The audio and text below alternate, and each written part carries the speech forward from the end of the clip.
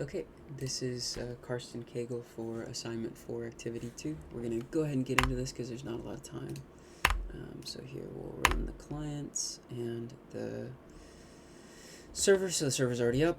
Clients get ready to go and they connect. Took them a second, but they got there. Let's go ahead and set a name. Do this for either one in either order. So let's call this... I've already tried to record this video once before, so we'll call this cup, I guess, and we'll call this one bowl, maybe. So we can already see on bowl's end on the left side here that we can view a leaderboard. I have already done some run-throughs trying to record this, but that's what the leaderboard looks like. And we can go ahead and join a game, and just to show that they can run at the same time, there's two separate games. And then I will bid just 20 gold repeatedly so that we have the same amount through all 5. And there we go. And we can see the output. So it looks like Cup has a total score. Nope. Cup didn't win. Tied actually with Alice. And we've got Eve and Bob over here. So let's go ahead and do something else with Bowl. Let's do $50 and $50. So we should be out of gold by now. The bot's usually well underbid. So if I say something like 100 or anything over 0 at this point, it lets me know that I have insufficient gold. So I can bid 0, just so that you don't ever get frozen, and we'll bid 0 all the way through. And so of course Bull didn't have a very winning strategy, managed to buy 2 things but paid well over price for them. So let's go ahead and look at the leaderboard again, and we can see Cup actually managed to make it on the leaderboard. And I believe that basically covers everything. If we make an invalid choice, like on the right side, we just get a standard default message, something like invalid choice. And the same thing goes for basically any time you make choices. If you type a number that's outside of the range, it won't let you, except for obviously when you're bidding, or if you type something that isn't a numerical value, it should also catch that. So let's go ahead.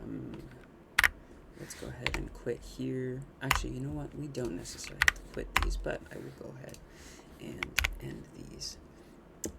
And then we can go ahead and look at the code overview. So just a quick little run through of this. It says that we want to look at the join handler. So this is the join handler. It validates that the player has set their name and checks that they're not already in a game. This kind of did end up giving me some hiccups, but I figured it out that I just need to reset the game state to null if I wanted to have them play another game. We create a player game state object, and as part of that we're going to load the random items and make some bots. Basically this returns an object array that contains like a new game state and null for no error, or if we have an error it'll be null and a message. So this is sending an object like the handle name method that was included instead of a response.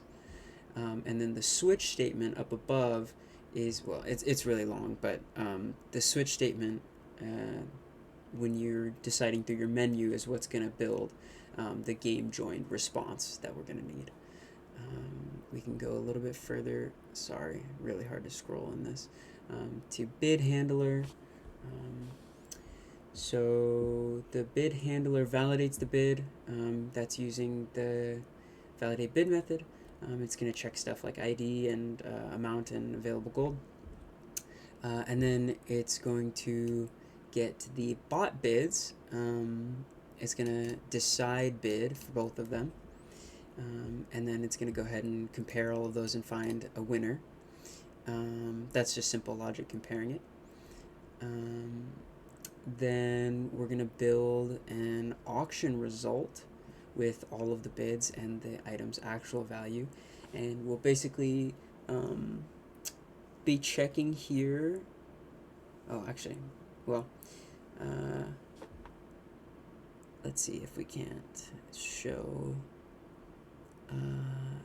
Yeah, okay, so this is actually better to look at. So in this, we're going to also check if there are more items, because if there are more items, so basically this section right here, and then this is the response builder. But anyway, so section right here, we're going to check if there's more items, because if not, that's the end of the game. And we're going to have to go to the game over handler and send game over immediately, which I suppose is the next thing that we're supposed to show. This one's pretty tedious. It's building a lot of protobuf messages with stats, but basically it builds it for the player and the bots with the gold and other stats like that. It's going to determine a winner with pretty simple logic, just comparing the scores, and then it only calls the leaderboard method for the player. I don't know if I can, yep, leaderboard method for the player.